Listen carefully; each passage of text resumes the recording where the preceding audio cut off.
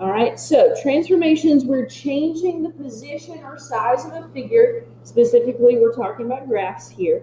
And we apply them to what we call the parent functions. So the parent function of the absolute value, so we're just talking about good old plain absolute value of x. That's what we consider the parent function.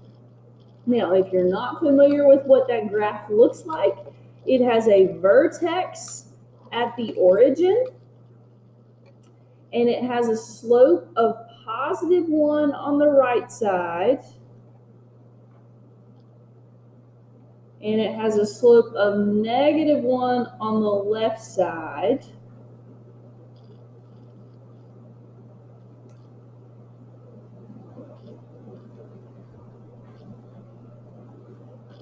So that's just the basic parent function. What we're going to do is we're going to take that function and we're going to move it around. We're going to move it left and right. We're going to move it up and down. We're going to flip it over. We're going to stretch it. We're going to shrink it. We're going to do a variety of things like that. Just for the sake of review, let's talk about those characteristics that we've been talking about. The domain. What's the domain here? All real numbers. We got graph everywhere. We don't have any skips. It doesn't just appear out of nowhere. So our domain is all real numbers from -infinity to infinity. How about our range? Where do our y values start? 0, and they go up to +infinity.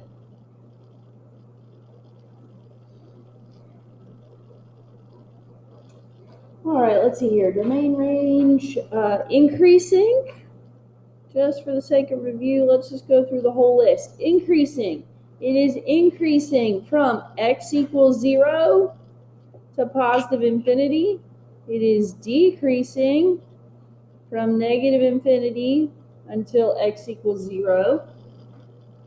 You would get lucky on this one if you accidentally use the y values, because the y value of that changing point is the same as the x value.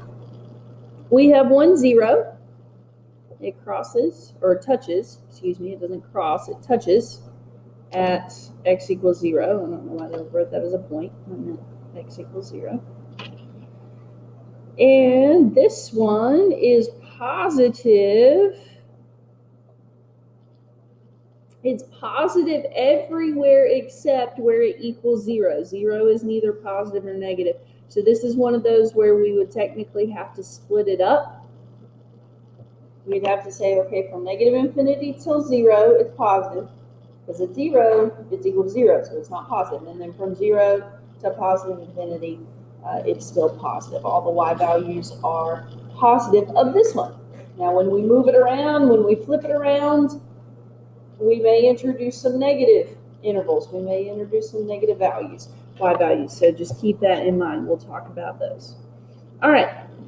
So what I want you to do is I want you to, within your group, there are 7 transformations there. And the instructions say, using your calculator, graph the following functions, then compare it to the parent function. So everybody has the parent function there on their paper.